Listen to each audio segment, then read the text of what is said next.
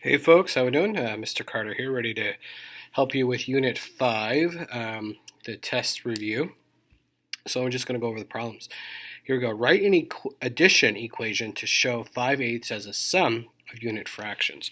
So we're looking for the sum, which means we're going to be adding, and unit fractions means that there has to be a 1 in the numerator. So we're going to go 1/8 plus 1/8 plus 1/8 5 times to get 5/8.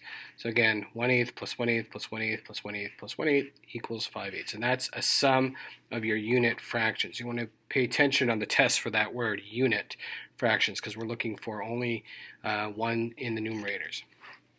Number 2, decompose the following fractions in 2 different ways. Write addition equations to show each fraction as a sum of fractions with the same denominator. I'm going to show you one way, but on your test you're going to have to do it 2 ways. I'm just going to show you one way just to save us some time.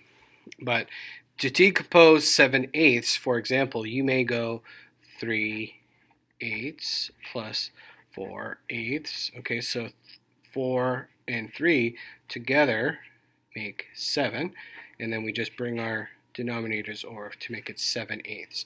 So again, any combination of up to 7/8 will work. You can also do it with more than 2 fractions, okay? Let me just go ahead and do another example. So you can do, like, for example, 3/8 plus 2/8 plus 2/8, and that would also equal 7/8. Okay, so again, there's so many ways to do that, so you just want to make sure that you're equaling 7/8 here. 1 and 5/6. Well, I know that 1 is a whole number. Well, easily you can just go 1 plus 5/6 to equal 1 and 5/6. There's your mixed number. Or you can take that 1 and make it a fraction, and since we're dealing with 6, we go 6/6, that's a whole, plus 5/6. That would also equal 1 and 5/6. Okay, so that's just a couple ways to do that.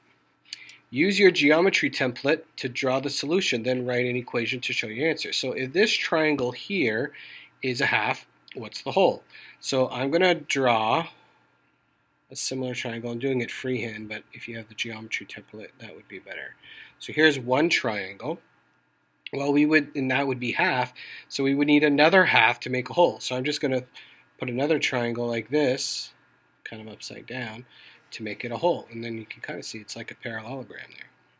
So our equation, because we're dealing with half, so we have 1/2, so this would be 1/2, plus another half, so plus another half equals 1 whole. And there's your equation.